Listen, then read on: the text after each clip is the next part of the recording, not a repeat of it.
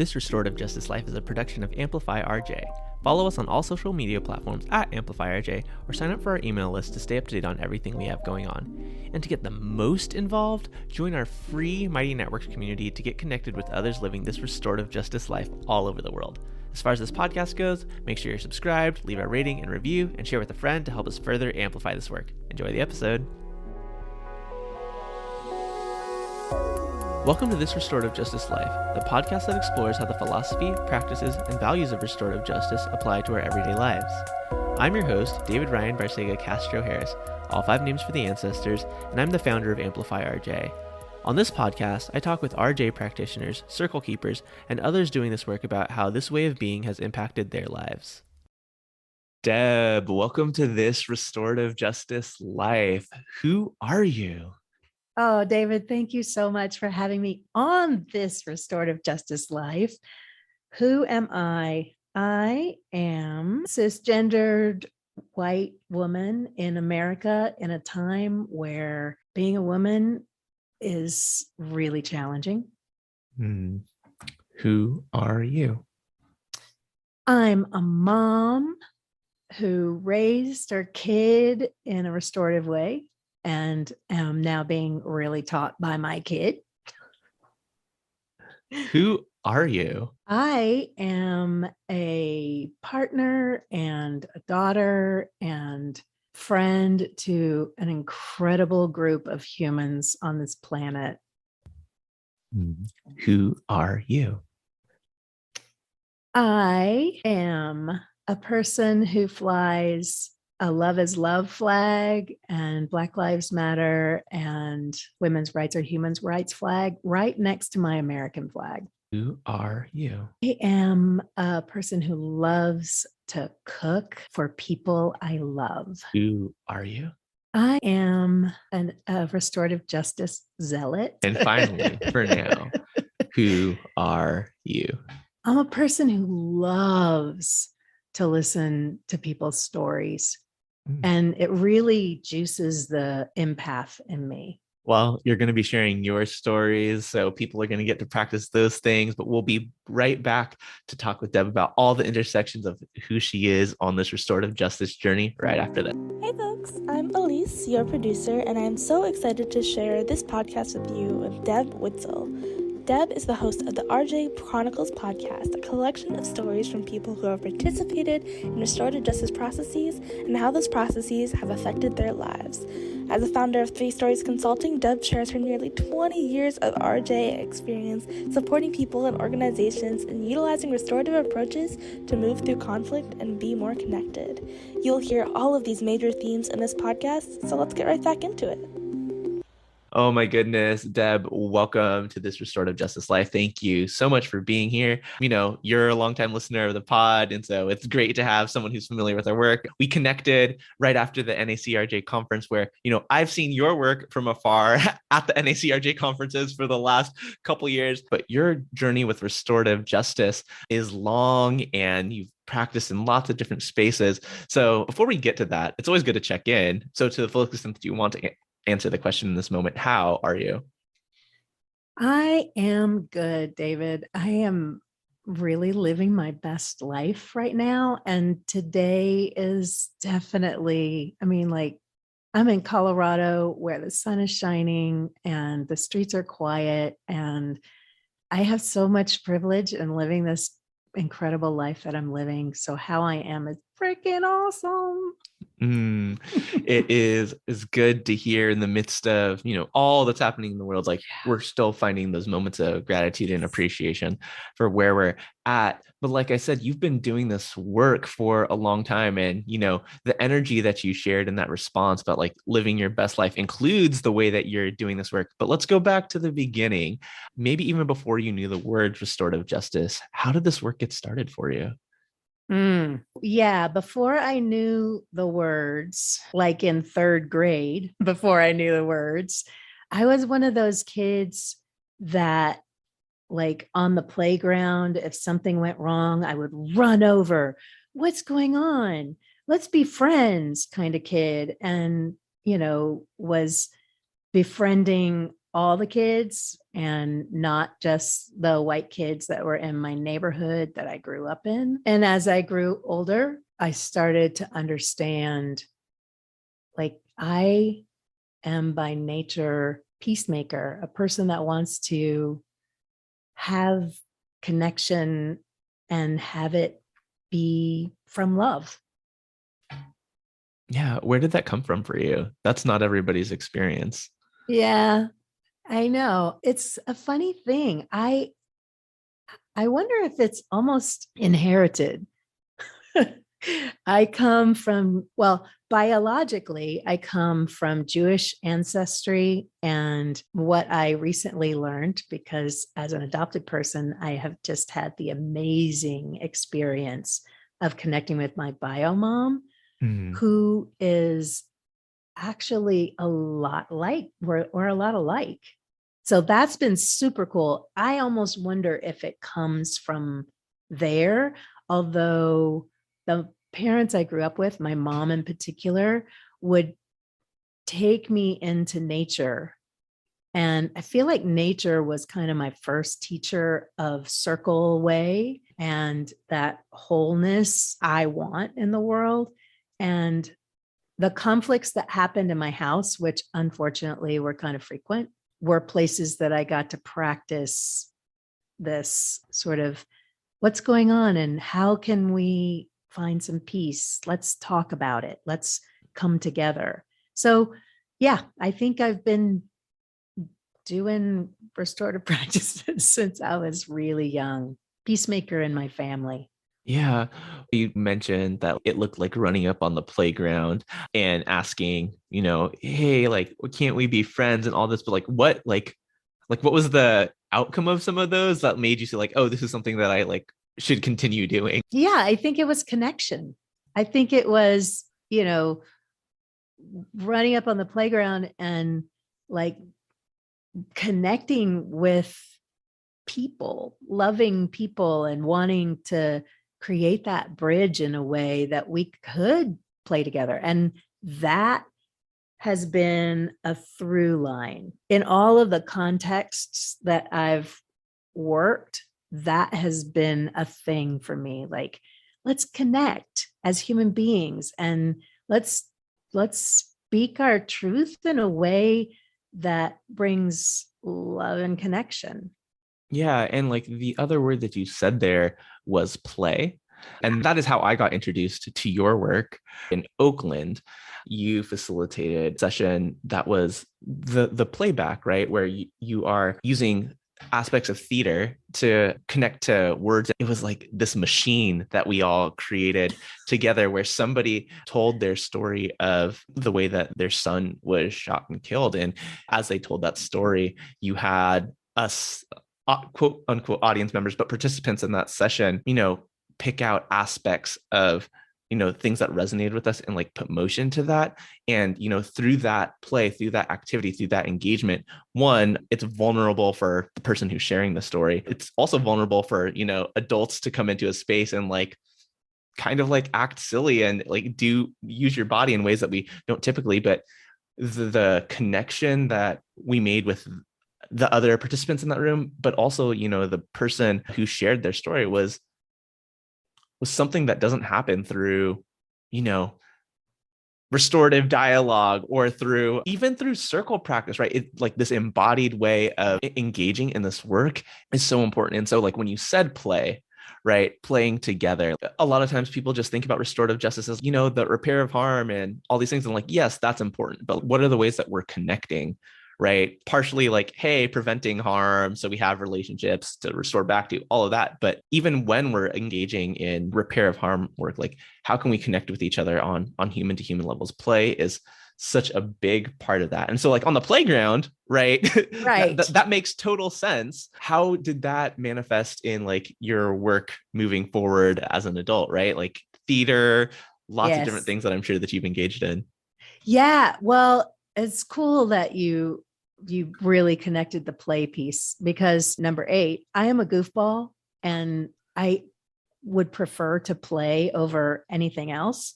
I think what happened for me was I realized that play is a place where people let down their guard and just be and get real. And so when I was considering college, my dad was like, you need to be a clinical psychologist. And I was like, oh, no, I don't. I'm not going to have anybody pay me to do that. I want to create spaces where people feel safe to laugh and cry and move and be silly and be themselves. And so I studied dance and theater in college. And I was horrible at memorizing lines, but I was great at bringing characters to life. And that's where I really learned to listen too. And so I discovered improvisational theater, and that was my jam, because really all it is play. When I discovered playback theater, so that was after college, a friend of mine said, hey, you want to do this thing in Colorado? And I was like, yes. You mean we're going to go into corporate America and play? That was it. Like, I didn't really get restorative justice as a concept at that point, but I got connecting through play. And that's what we were doing. Like, we were going into businesses and corporations and addressing conflict with playback theater. And playback theater is just what you said, David. It's people telling stories from their lives. And then we as actors are reflecting that back to them through our lens, through our interpretation, but in a way that everyone in the room has an opportunity to connect to it and feel in their own bodies what that experience that just got shared feels like at home in their own being. That's embodied empathy right there. Mm. And so I've been doing it for 30 years and love this work still. Yeah. And there are limits to what we can explain through an audio medium of like what that looks like, but and what that process feels like. But I distinctly remember the line that I connected to in that session in 2017 was, the bullet has connected our family, right? And I think like the motion that, again, terrible for an audio medium, but the motion that I made was like this, like extending your hand as a bullet, but with your other hand catching it and locking fingers. And so for somebody who shot and was shot at, that action of pulling a trigger has forevermore like connected these two families in, ways that like we wouldn't wish on anyone. But what does it mean now that we're moving forward? I don't know that my particular emotion was any more resonant than anyone else's in the space with the woman who shared. But for me, right, as somebody who is like embodying that, it's like this harm that is caused really is not just about one person's life being lost. It is, we are also interconnected. People who listen to the podcast know that, like, I talk about all of this all the time. Values of interconnection is really what restorative justice and this work is all about. And how can we highlight those both through play, both through dialogue, both through stories? It's just so important. And so you were doing this work in corporate America, which like I imagine like had its challenges and it's like beautiful breakthrough moments. How did you formally get introduced to the word restorative justice? Formally in 2004, a friend of mine was having open heart surgery and I met Beverly Title and we were talking about what we do in the world. And she said, I have a nonprofit organization called Teaching Peace and we do restorative justice. What's restorative justice? She explained that and my mouth said, I want to do that. Like, boom. It just, every cell in my body lined up and said, that's the thing I want to do in the world.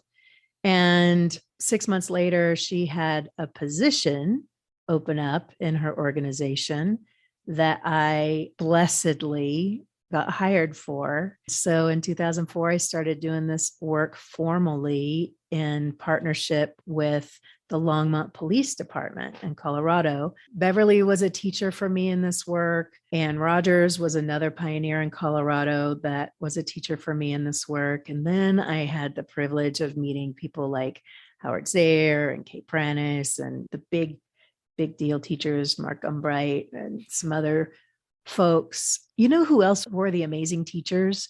Were the participants and the volunteers. Because I found a place where I could invite story into the room and just watch it connect people. Yeah. And so, yeah, I was a coordinator for Teaching Peace and then eventually became the executive director for Teaching Peace when Beverly left. And that was when I got to really learn about leadership from a restorative perspective.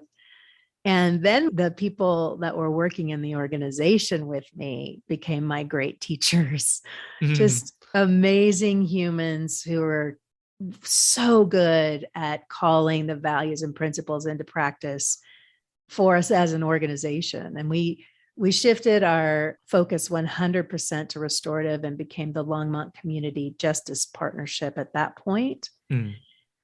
And yeah, what a rich experience that was to really, my goal was to create a restorative culture in the organization. And I learned so much about how hard that is and how to be called out on a regular basis when I got all, leader about things. Deb also has a restorative justice podcast called the RJ Chronicles, or the Restorative Justice Chronicles, that we'll be talking about. And we were just having a conversation about like what it means to do a podcast and how we do this thing. Like one of the things that I struggle with specifically on this question when people are telling their stories is like, oh yeah, but this, oh yeah, but this, oh yeah, but this. Like I want to follow up on all those points and I want to bring it back to something that you said all the way at the beginning where you were first meeting with Bev, right? How did she define restorative justice for you that made you think like, oh yeah, this is it? Oh, that is such a great question. She said, I do restorative justice and I bring people together to talk about what happened in crime situations so they can work together to make things right to the extent possible.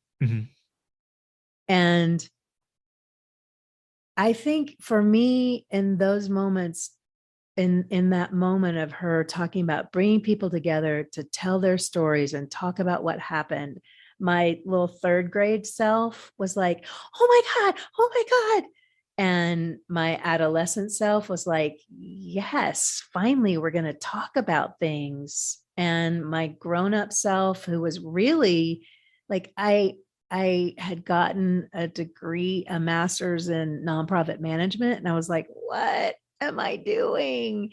And she had a nonprofit that all of my values and skills just kind of came together. And I was like, yeah, bringing people together to have a conversation about what happened from their hearts. We met at a circle for a friend who was having open heart surgery. Right. So it was no small thing that we were talking about hearts in that moment. And I think that heart connection was what it was all about. Yeah, no, thank you. Thank you for that. Your understanding of this work evolves, right? From totally. Right. Like we're talking about like 18 years ago at this point. And we'll come back to that question at the end, as you know, but as you started to do this work, engaged with the criminal legal system, and then like engaged with community and the people that you were doing this work alongside with, like, how did your understanding of what this work meant evolve, right? Both as a practitioner of processes, of facilitating processes, and like somebody who strived to live this day to day in their life, but as an organizational leader. Evolution. Well, there's so many pieces to this. I think one of the things that happened for me early on was working with law enforcement and with schools. And I think working in both of those contexts, I really came to understand, and this is when I was a coordinator, how challenging it was for people in leadership roles, like not just leadership roles, but I'm thinking about law enforcement, to take off the bulletproof vest and get real in a process, because we invited law enforcement into the process. And like I came to understand how hard it is for some humans to really open their hearts up and be real.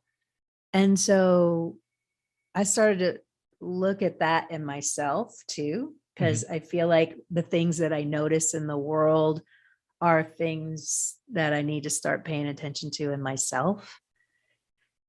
And I really started to see, oh, wow, yeah, my performance self is very accessible a lot of the time. And my real self, like the heartbreak that I felt when I would pre-conference with families in their homes and hear the history, the historical trauma that they were living with and who they were that brought them to the circle. I think I started to evolve into a more vulnerable human being, a more human rather than a professional. Because I think I started out like, I'm going to be a professional in the restorative justice world.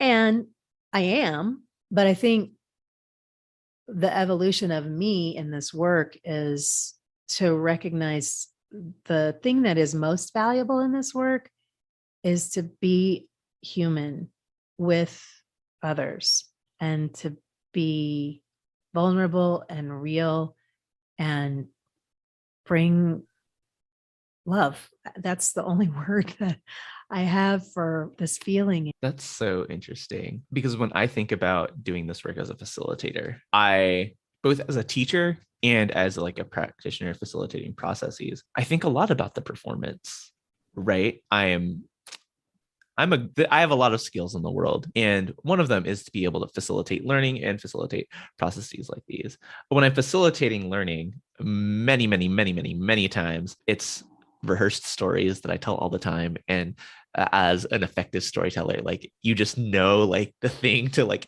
okay, now you pause here, wait for this to like have that impact. And then like, that story was real, like maybe like the first through third time I said it.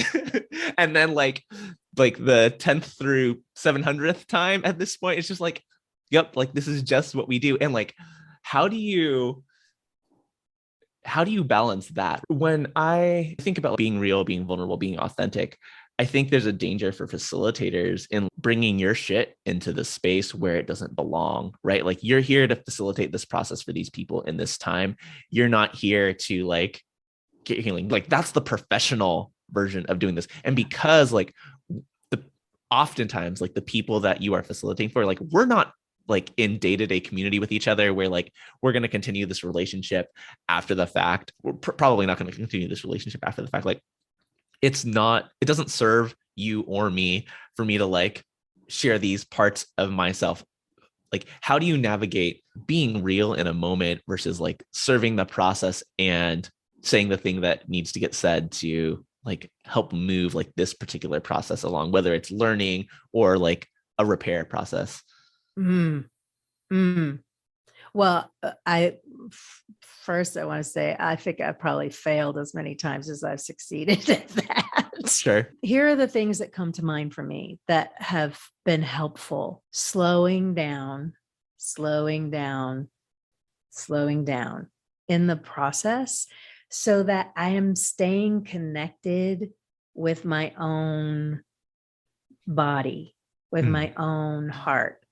Because I feel like if I start to get heady, like if I start to get too thinky about things, that's when I shift from being connected to people to running the show which is where my danger zone is. Because I can get perfunctory and like pragmatic and let's move this along now. Good. You said the right thing. Now you've said the right thing. Now let's, and that's where my danger zone is. And then, I can feel in my gut when I'm working my stuff. And so if I get that feeling in my gut, I know, oh, okay, let's take a breath. And then I can let go of my stuff in that moment. But if I get speedy, man, I'll just run right over. I think there have been times where I have brought my stuff. And, even saying that right now, I feel a little bit ashamed. Yeah. And I mean, it happens. It's a part of like the growth and development for everyone. And so I don't want you to feel that shame. I don't get to control your feelings. But like as we're having this conversation, as I'm present right now and slowing down and, like asking you an authentic question, not like knowing what your response is going to be like, and now being responsive to it in the moment. As I zoom out, I think about like the way that I framed that question was more around teaching and not so much around process. Because when I think about a process where, for example, two kids got in a fight at recess, right? And like, it like in the big scheme of things, no big deal. Like I broadly know the things that I need to say in order to get an apology and like have people move forward. But like what you need to do to get people to listen to each other, right? And tell stories from your life. So like in this situation, right? This kid stopped, they were playing football and this kid like stopped throwing the ball to this kid because like you were always dropping the ball, right? Like I'm not going to pass it to you if you keep dropping the ball. And like he like berated him and like the other kid like started pushing, and it was a whole thing. To be responsive in the moment to that, right, was me telling a story about, right, when I was like for me it was basketball practice, right, and I had a coach who like yelled at me and like all these things, like how do you think that made me feel? And so like, while if I was going through those things over and over like that might be a rehearsed move, right, like that was just what was responsive to the moment. It wasn't just like, all right, but like don't you see how like this is going to hurt somebody's feelings? It's like, no, like let me be authentic and real with that. And I do think like we need to differentiate between like facilitating processes and facilitating learning, right? Because like when you're talking about like learning, of course, like it's not linear, but like, hey, there's just material that I'm trying to get through because we have an hour and a half, 2 hours, whatever the time frame. When you're holding people in a space of causing harm and being harmed, right, there's a lot more to that. I'm not saying that like, hey, we have 2 hours to get this learning done is the best way to teach, but like that is often the framework that we're given. I imagine you've often worked under the framework of like, hey, you have this 3 hours to like knock out this conflict and like make sure that everything is like neatly tied in bow. And we want to get away from that as much as possible. But like those are in many circumstances like the reality of like the situation, like the criminal legal system or even schools like say like, hey, solve this, or like we're going a punitive route, like, and if it doesn't happen in this time frame, like how are we navigating that sense of urgency? Just to go back to your question about the performative of teaching, I think one of the things that I've learned over time, and this has been a lot of trainings that have brought me to this point, is that when I'm training, I have sort of a basket full of stories that I can pull out, and I never really know which story. So that's how I keep my improv self enlivened when I'm training, is I'm like, okay, I don't know which story it's going to be, but here, I've got the basket. And, fortunately, there's a lot of experience that I can draw from. So I think choosing the story that seems like it will connect with the people in the space is the thing that, like you did with the kids. You didn't tell them a story of being in a family situation. You told them a story of sports because they were playing sports ball. So yeah, it's the same for me when I'm teaching and training, is like, okay, who are these people and what story will matter to them of all these stories that I've collected over the last 18 years? Yeah. And that Or keeps it before alive. even, right? Yeah. Exactly. Yeah. Yeah.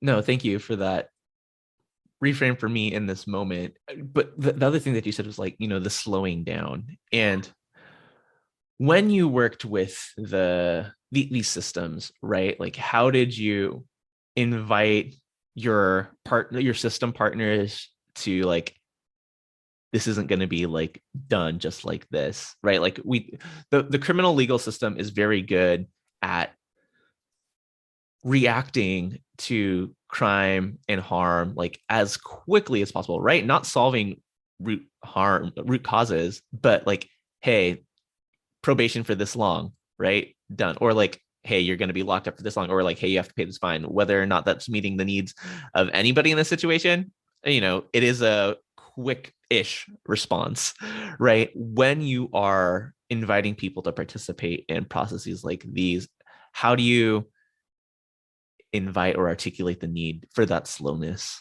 Some of the words I use are, this is a human process. It's not a legal process. Mm-hmm.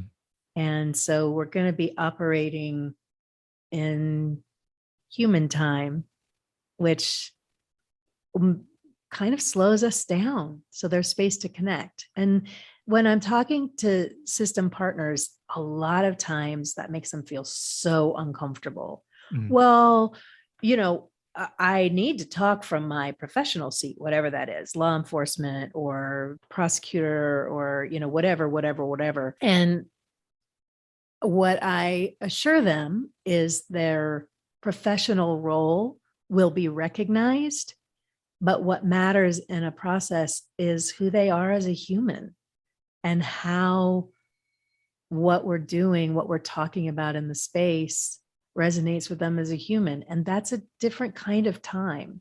It's circular, it's not linear. So my invitation is that in the process, you join us in the circular time frame. How effective was that invitation? It varied. Sure. With some people. I mean, that's like where I am now. Mm-hmm. And where I was then was, with officers in particular, I would be very clear that we're going to ask you what the impacts from your professional perspective are. And I'd like to know more about this from your personal perspective. So, if I knew they were a parent, then ask them, this was a kid. How does this land with you as a parent? Or if I'm thinking of one case right now that we have in those days referred to as the Jerry Springer case. And there was a person who had two different lovers, and those lovers found out about each other and they caused harm to each other. It was pretty significant harm. And so in that case, I asked the officer, so, lover dynamics, how does this land with you as a person who might be in a romantic relationship? And so that's how we got to the human piece of that person. So again, it's really connecting it to people as human beings. And then after they make that connection, whether, we laugh or we get tense or whatever the discomfort is of being human, then I say, and what's really great is that when we tell stories like this from our lives, things can sort of feel expansive, and that includes in time. So instead of talking about, time, this is going to take more time than writing a ticket and going to court. So it's going to look like this. It's going to feel like this. And, I think part of what people love about this work. So I can't tell you how many officer converts I had when I was working closely with law enforcement, because there was an experience of human connection. Like if they sat in a process, they were like, oh, good. Now I get it. Now I get why this stuff works. Yeah. I'm curious for those on these airwaves, at least from my perspective, unashamedly abolitionist in our work, right? The police, individual police officers are humans, right? And are capable of engaging on a human to human level. And in their professional role, they're still asked to carry out a lot of harm. And so, like, when I think about doing this work in the context of both the criminal legal system as a whole, but specifically with people who are sworn officers of the law, there's an inherent tension for me. And like, I also know that the work that Longmont Community Justice Partnership and other initiatives like this around the country, like that has been like really harm reductive. It's helped people like disengage from the system in some ways. I'm curious how this partnership came to be, the ways that you saw it work well, and like maybe some of the shortcomings. I think it's so funny because you said sworn officers, and there's this little part of me that got so triggered because, true confessions, I was a probation officer. I was a sworn officer of the probation department at the 20th Judicial District in Colorado. Mm-hmm. And so, I'm walking into that context knowing, after working with law enforcement, after working for the state judicial office, the state court administrator's office, just how oppressive the system is. And consequently, I mean, I don't know about consequently, but equally, the humans who occupy seats in those systems behave in that way. So when I stepped into, I should have said number 9 of who I am is an idealist. And so I stepped into that sworn probation officer role as an idealist, thinking I'm going to bring the restorative values and principles to this context, and I'm going to make change. We're going to have a restorative culture.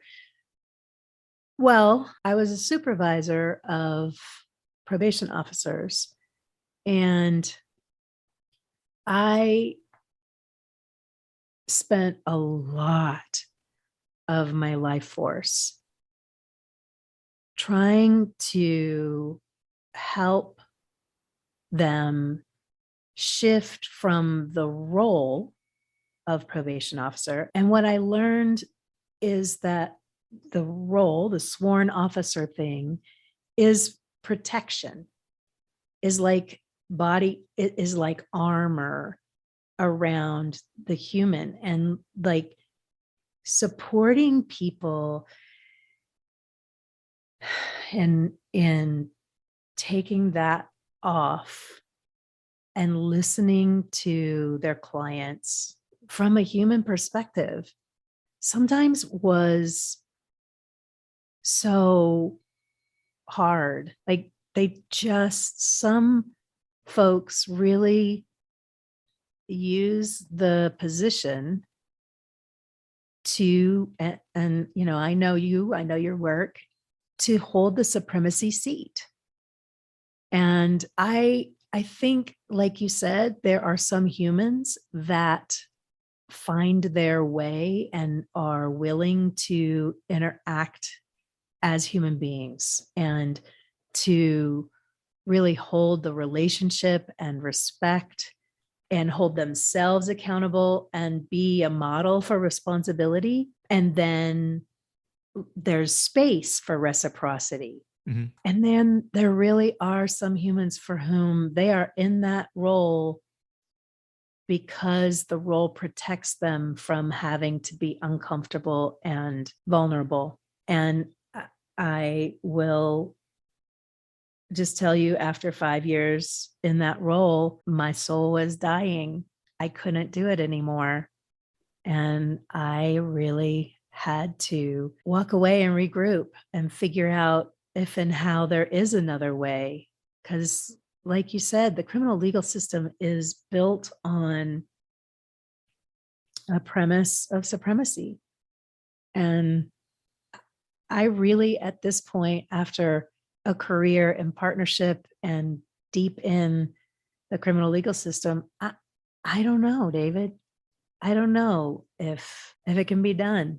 And I really believe there are so many good human beings in those roles that, there are moments that I can remember training and coaching people that, like, the sweetness of them as a human came through, and their relationships with the people they were working with came through, and they were wildly successful. And then someone else would come along and they'd snap back. They'd snap back to shut into the role. I just really hope and pray that humans who are living in those cages on all the levels can find their way beyond. I'm just really feeling the pain of it. There's just so much healing that needs to happen around it. And I just don't think the way that it's designed right now, there's space for that healing. The follow-up question from that is like, okay, so like, how do we design it? But right, that's like a whole nother episode. that in some ways, like that's a reformist question, which like I don't think that, and of course, like there are reformist reforms and like revolutionary reforms or abolitionist reforms, right? If we're giving more power to these systems to, in hopes that they're going to do something better, like I don't think that's I don't think that's a great idea or a great use of time and resources, because over the history of this country and the history of policing and the history of like the criminal legal system, at least in America and in many other places, right, it is about control, supremacy, domination, right? To do something different, I think like is a lot more micro and like is happening on like hyper local levels. And to build that culture is the work of generations, right? What is the actual end goal for like Amplify RJ's work? Because like right now, I think it's just capacity building, right? And like capacity building to be this way, to know these practices, like that is helpful, but like capacity building for capacity building's sake isn't it, right? But what we really want people to be able to do is be this way with their neighbors, right? Be this way in community, be this way with like, and I think like we spend a lot of our time focusing on like this work in schools, because as much as we talk about the criminal legal system as a place where folks are asked to like dehumanize themselves to like do a job, like teachers are often asked to dehumanize themselves to like teach, control behavior, get test scores, right? Like if we're honest about like the structure of education in this country, like a lot of it is just like, hey, how do we create workers for this capitalist machine to continue on and on? And, so many folks who I've encountered, both as a student growing up, as a person who is friends with a lot of teachers, and a person who does a lot of work with teachers, like most people don't go into the teaching profession just like, yes, I'm here to build capitalist cogs in the machine. Just like most people who go into law enforcement aren't like, yes, I'm here to control the bodies of Black and brown people and like force them and subjugate them into like they don't do that for those reasons. But that is the way that the system is set up. And so like by doing your job and doing your job well, you are upholding those things. And, the conversation that I was having with Des Moines yesterday was like, yes, the system has limits, puts limitations on you if you want to stay employed, but you also have a choice as a human, right? Like how you will engage and, at what risk, no matter the consequences. And like, I'm not here to say like what any person should do in their specific role. I'm not telling anybody to quit their job. There are lots of people who I think should quit their job. And then like, there's the question of like, damn, well then who's going to fill those positions? Probably people who are like not as well equipped, like training wise, but also like spiritually, mentally as a person, emotionally as a person, like coming into those roles where it's like, what do we do in that interim? And so like, that's where I fall back on like our role right now is capacity building, but there has to be like this bigger vision for like the thing that is different, in the interim, right, is where we're at right now. And I like to think about Miriam Kaba's words and the words of others, right, about like it's not just one thing that's going to solve all this. I think her framing is like a million different experiments, right, where there are people in community who are building these alternatives, right? Abolition is not just about dismantling systems of oppression, it's about building the alternatives. And like, if you want to learn how to like build capacity for that, Amplify RJ like offers all these trainings and a community for you all to continue to engage and blah, blah, blah. Commercial link in the show notes. But it is about not just like the learning, the practice. And so we talked about the limitations of doing this work. I'm curious where you have seen hope, and like fully acknowledging you said that you're living your best life now outside of being employed by those systems. Where's the hope? Million different experiments. Improv has taught me the yes and way in the world. And so I think, my idealist self went into the probation world really believing that I could bring the restorative values and principles into probation practices. And I feel like there is a yes. And I feel like I was able to do that. Like probably the majority of the clients that I worked with, clients being the technical term in the context, the humans that I worked with, I feel like we did restorative work together. Like we built relationship. It was rooted in respect. And we really learned to take responsibility for our own actions together and to be real with each other and to reciprocate the possibility for better lives. So that's for me a place where the hope is for the people that I trained and worked with. And the truth is, let me also confess this, that I'm contracting back to probation from the outside to support restorative justice practices continuing at the level that they can. So what that looks like is making the invitation to people who have been harmed to, if they want to have a conversation or a process of some kind with the people who caused the harm for them, then I and the volunteers and staff that I work with will do everything we can to make that possible. Similarly, with the people who've caused harm, like if there's a part of them that wants a restorative process within their humanness, then we will do everything we can to make that happen with them. So that's another little glimmer of hope. Like, yes, the system is oppressive, the system causing harm, the system still exists. And there's this little experiment that we could do together and create some connection and some heart. So there's some hope there. And I think the other thing, and this comes around to your role really, is that the biggest hope for me is with young people and instilling these values and principles with young people and watching them go, wait, what do you mean? No, we had a conversation and we're good. Watching my daughter when I discovered restorative in its formal capacity, she was 10. So she wanted to get trained, and we worked to have a restorative household. And she schooled me regularly on being a restorative parent. And that's where the hope is for me. Like watching who she is in the world now as a young adult, I'm like, yes. So it's back to that generations thing that you were talking about. Yes, it's going to take generations. But when I see a young person who's been exposed to this way in the world demand that this is the first and the primary way that we address conflict, I'm like, yes. Yeah.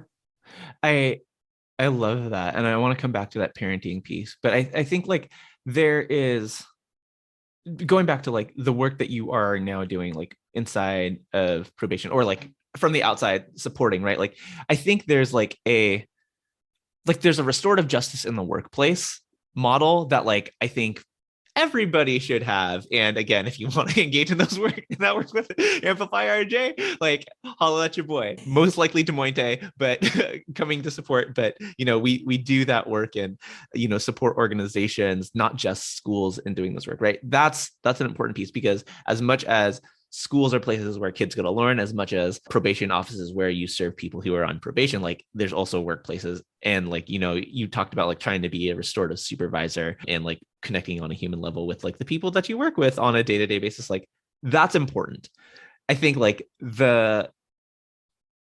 you can like make an argument that when we're doing this work in schools and like helping schools be quote unquote restorative, like that's flawed too, because like schools as they're built weren't made to be that way and won't be that way. I fully acknowledge that, but I think it's easier to make the connection for the humans involved when it's about like preparing humans to be the best that they can in the world than like someone who like signed up for a job that was like quote unquote protect and serve by like controlling people's behavior. So there's that piece. Like there is a need for like this, as like we need this ethic in our workplace, and however that manifests in like the actual job that we do, like that's important. But when you talk about like parenting, as a parent of a 4-month-old, right, at the time of this recording, I think a lot about that, because there are not a lot of ways that you can have a conversation with like this like 4-month-old sleep thief about like, look, right, I'm trying harm.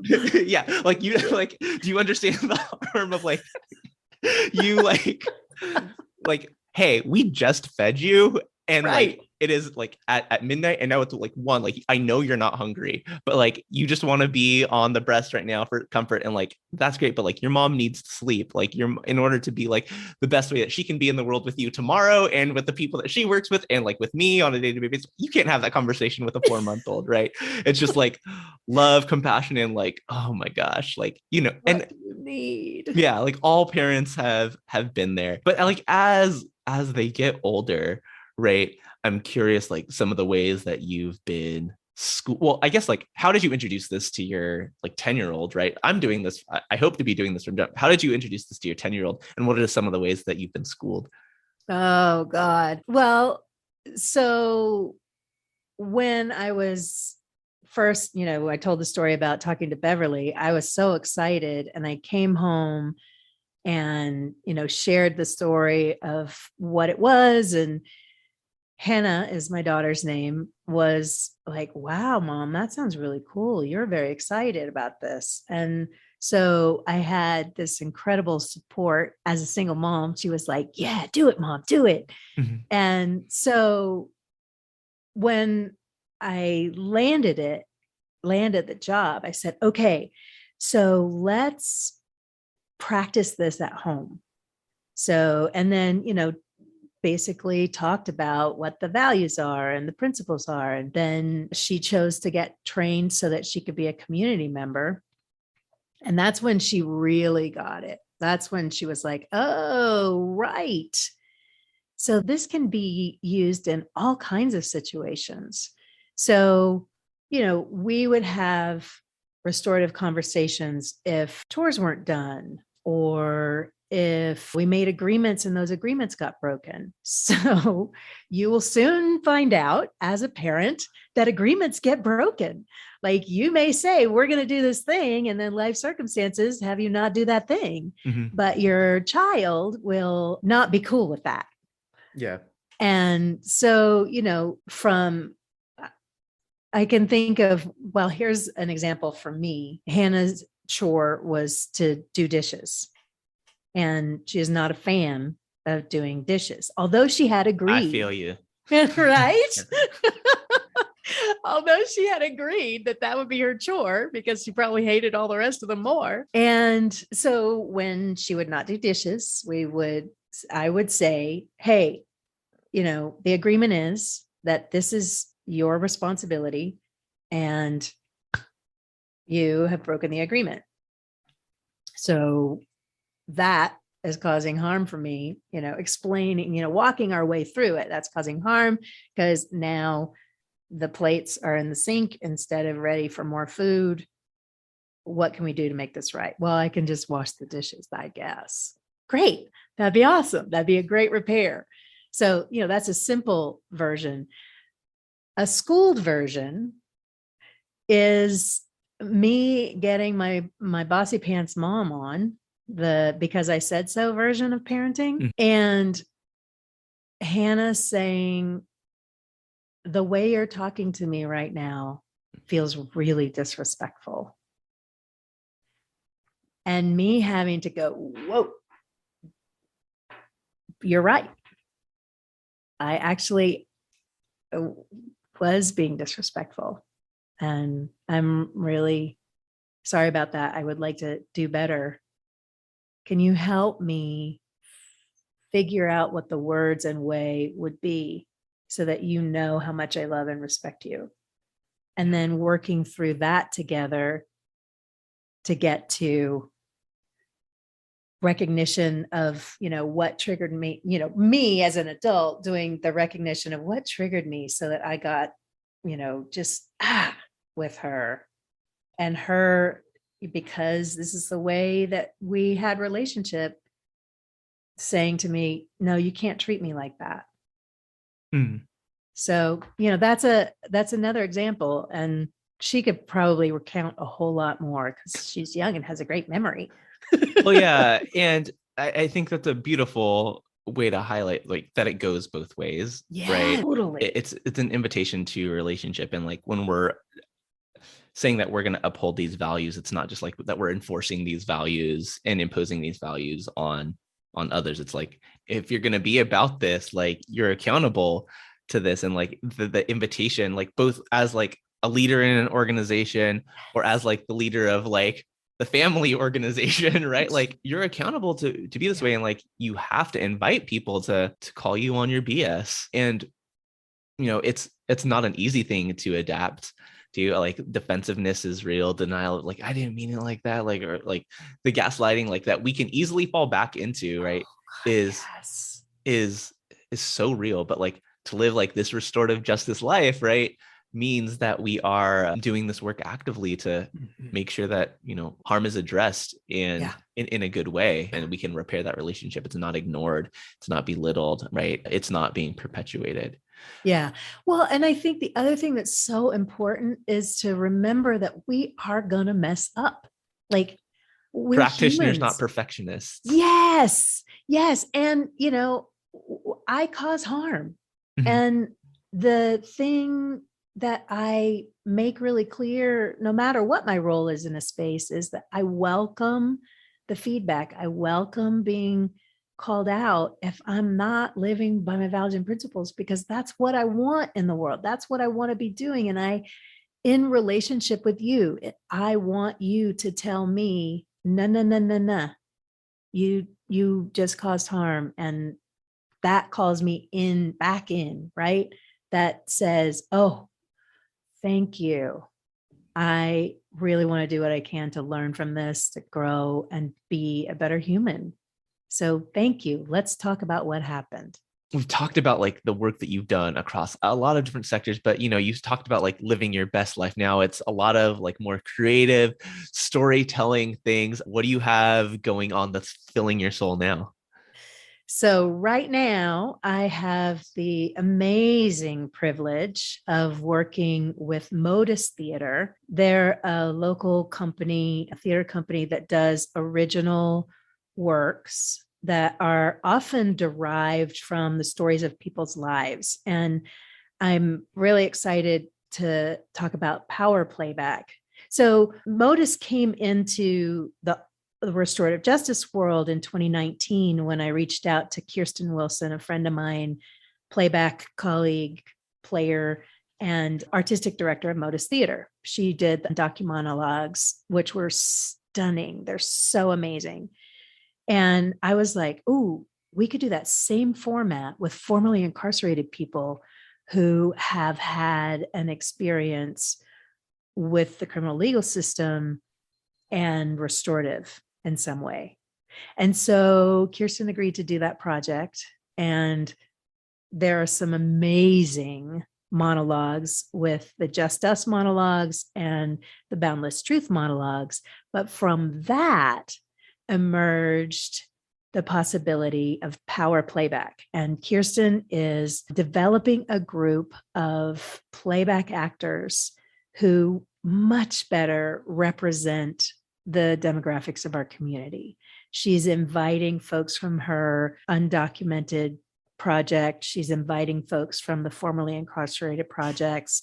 She's inviting people to learn this form of theater to really broaden the audience, which has been largely white and privileged for a long time, and to bring it in, to bring the forms, the playback forms, into communities where we can start to hear these stories. Again, coming back to play, right?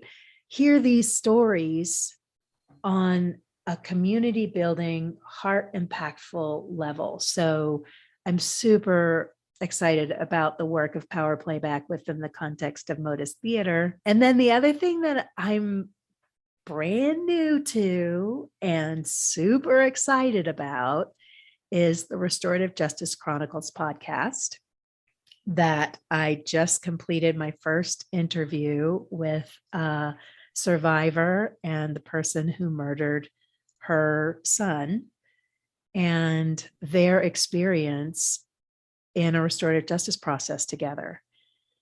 And it's so freaking inspiring. I'm just really privileged and honored to have heard the story and to be bringing it to the pod world so that people, my hope is that more people will hear about restorative justice practices and go, oh no, that's what I want. And then the other thing that I'm super excited about is developing a community-based, holistic, restorative response to domestic violence, to intimate partner violence in our community. And that is through bringing together circles of people with lived experience who have learned and grown to, and bringing in the creative process to move toward the possibility of my big dream is healing the family. So, like you were talking about a little bit ago, it's about building capacity. And so, yeah, those are the three big, super exciting things going on. Thank you for asking that. Absolutely. And, for folks in podcast land, link to all that in the show notes. Motus Theater will also be linked. Is there a project? Is there like a place where people can go to support that restorative responses to domestic violence piece, or is that still in development? It's still in development. Yeah. So you can go to 3 Stories Consulting, which is that's my business organization. And that's where I'm going to be putting all of the information about the DVRJ project. Well, yeah. And so all of that will be linked in the show notes for people to tap in. Very excited to have another podcast in this landscape talking about these ideas because, to your point, right, people need to know. And I think the beauty of podcasts, for those of you who are listening, like if something on here resonated with you, hey, share this with a friend. Like, hey, this restorative justice thing has been really helpful in my life, or I think that this would resonate for you in this kind of way. We always say like, comment, or review, right? But the thing that is most powerful is if in your podcast player, there's probably a share button. Just hit that share button and send this text to a friend. It's hey, I really enjoyed this conversation. Thank you. That's how we, continue to grow this podcast, but really it's about growing this work. So we have these communities where people have the capacity to engage in this work of living into our values of interconnection, right? Both repairing harm and building relationships rooted in equity and trust to prevent harm and to help us have something to restore back to. Oh my gosh, so much. But before we go, it's time for the questions that everybody answers when they come on here. We alluded to what you initially thought about restorative justice, but in your own words now, how do you find the terms? Restorative justice practices are a way for human beings to connect and heal. As you've been doing this work, what's been an oh shit moment, and what did you learn from it? Okay, facilitating learning. We were talking about that earlier. So I had the great privilege to work with law students this summer. And there was a moment in the class that I was teaching the values and principles of restorative justice. And out of my mouth was coming the words that the criminal legal system really isn't a place where this work is going to work. And I had to say, unless humans like you who are curious and learning this work really bring it. Yeah. So, one of those human moments where I'm like, I'm so disillusioned with the criminal legal system. And then realizing, oh, you're actually teaching people who are going to be working in the criminal legal system right now. Yeah. So, there it is. And they were amazing. What an incredible group of future people working in the criminal legal system. So more hope. I imagine all the time about so part of prison abolition, criminal legal system abolition is people need jobs. People who have been employed doing this work need jobs. And what are the things that we can divert them to?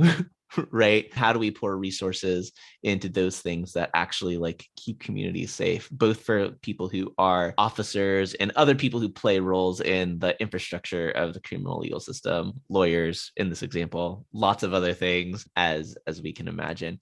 And I think there's immense possibility and probably not the thing to tell law students who are however many thousands of dollars in debt at that point being invested in maybe generously. People who are probably taking your class were hey, about dismantling these systems of oppression, and doing that reform work from the inside, which I think is aspirational, idealistic, yes, and flawed, but I'd rather have that person than somebody else. Yeah. But helping people imagine the thing that is different, where we could, and I'm not saying that everybody has to start a podcast and run an organization dedicated to teaching restorative justice, but what are the things in your neighborhood that would prevent domestic violence, right? If you're somebody who went into the criminal legal system who is saying that I want to make sure that women and children are protected, right? Being a lawyer and prosecuting people probably isn't the most effective way to do that. I'm someone who wants to keep our streets safe and eliminate gun violence. Great. Locking up people who shoot is not the most effective way to do that. What are the other things that are rooted in community, giving one? I think it's just so much about massive redistribution of resources. But I was reading this article and I think I might have mentioned it on the podcast before, but the thing that stopped violence in a particular neighborhood here in LA was they opened a taco truck, right? And it's a place for food. It's a place that was now well lit in a hot spot of violent activity, right?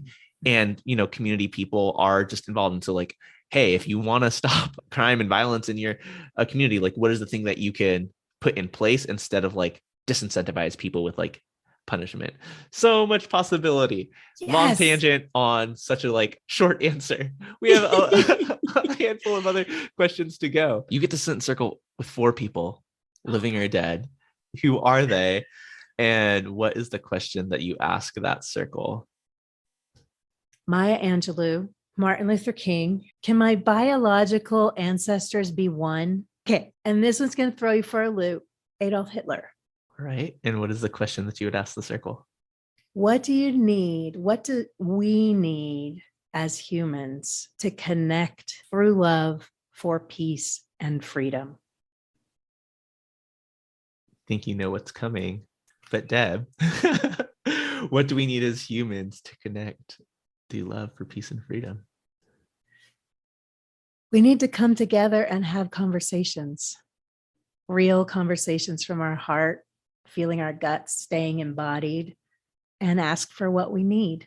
How do you think, I imagine the ways that maybe Maya Angelou or Dr. King would respond to that. What kind of response are you hoping to get from Hitler?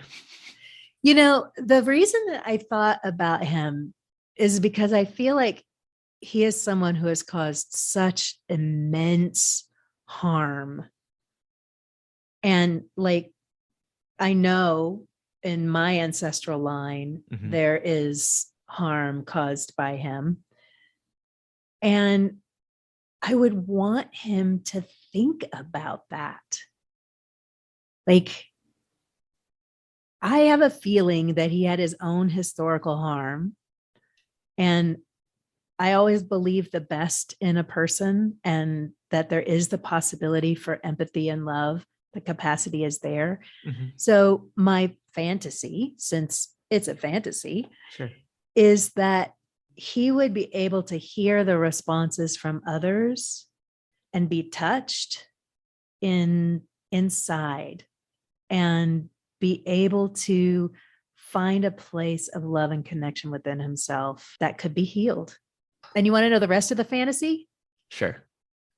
Is that healing would lead to healing all the way forward and all the way back. I'm fighting like the cynical urge in me to like say, like, go ahead. Yeah. Well, I mean, like, I like the ultimate white supremacist, right? Like, I mean, I think it's like the balance of like honoring your response to the question, because like that was your response to the question, and like, yeah, Deb, but be real. Right? Like what, like, and like that particularly isn't the energy that I hold, but I think like we touched on this in the episode with Kathy Bankhead, and like there were some things that like that got left on the cutting room floor, and part of the things that we had in the conversation following up. But like when we're talking about harm on that scale, it's not that like someone is irredeemable, like theoretically, but like they've chosen a pattern of behavior so often that like what is the redemption, right? Like what is the healing? Like the healing for most people in the world is that like you just go away forever. And in his case, all it was death. Like that was the only way that he could go away forever. But look at the harm and the people who still follow those hideous, heinous beliefs. In my little bubble of life experience and understanding of history and the current heinousness of white supremacy, like few humans have had such a horrendous influence.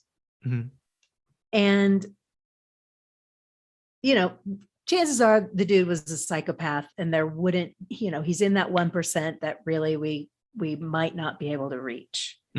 However, and again, it's my fantasy world, right? So if someone were able to represent and be the model for things that he didn't believe and were possible, like those two, Maya Angelou and Martin Luther King, embodied beauty and love and story and possibility in such magnificent ways. And, you know, I don't know my biological ancestors, but I believe, because of who I am in the world, that somehow I inherited this passion for play and love and connection and a belief in the possibility for getting our needs met through human connection. So all of us together in the space with someone who clearly doesn't have that experience, clearly doesn't know, like, could having the experience and sitting in the presence of such magnanimous power not be influenced, impacted, changed by that experience? So I got to believe, David, that's why I added him to the mix, because I believe in change. I believe in change. Yeah. And like, I don't think I'm as cynical as I I come off as I might have come off in this moment. I think like as somebody who believes in this work, like I think you have to like have some level of optimism and hope. I also don't spend a lot of energy thinking about like how do we get Donald Trump into a circle, right? Because like that's just not going to happen. Right. And so like I like what are the other inroads like when we're thinking about like capacity building where we can do this? But fantasy, thank you for engaging. As we're starting to close our time together, what is something, a mantra or affirmation maybe that you want everyone listening to know? Yes, and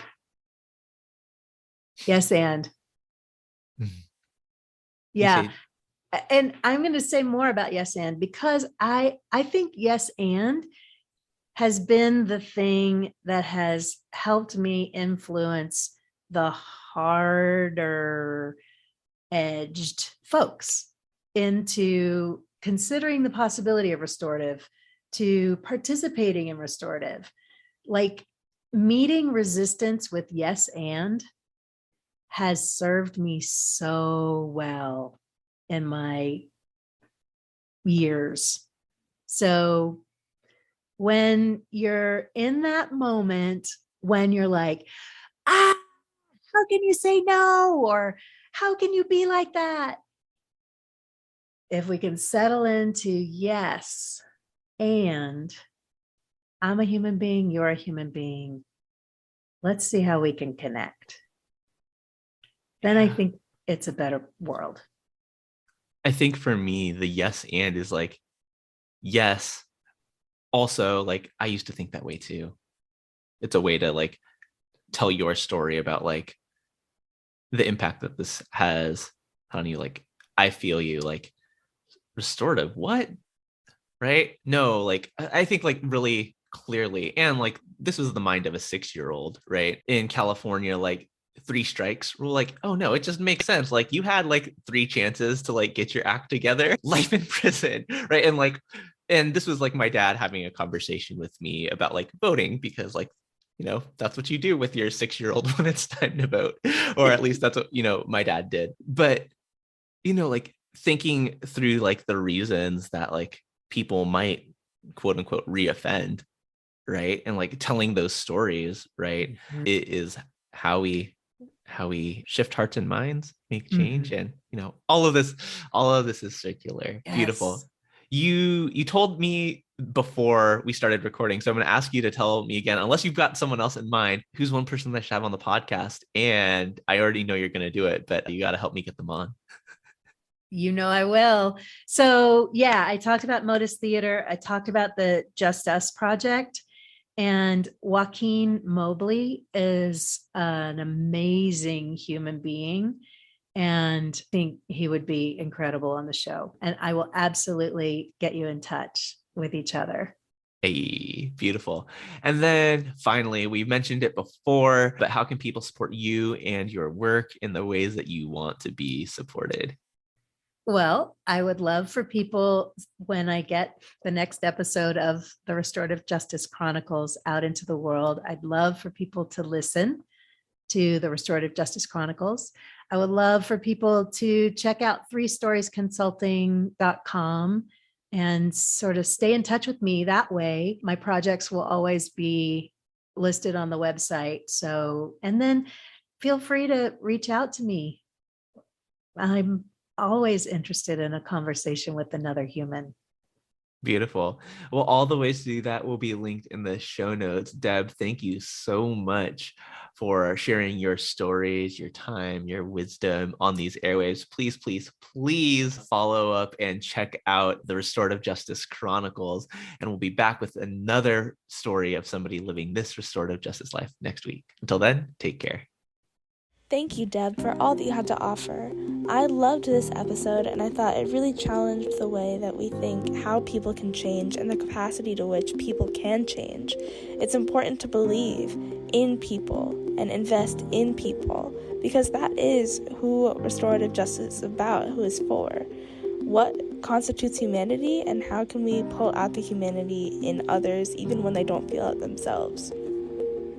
I am also a little bit of a theater kid at heart, and so I really loved her connections to theater and creation. And I think it's really important to remember that creativity and restorative justice are linked, because restorative justice allows for the freedom of your own mind and interconnectedness with your own thoughts and emotions and other people and empathy, and theater really brings that out. And I loved that she was able to connect that with the idea of improv.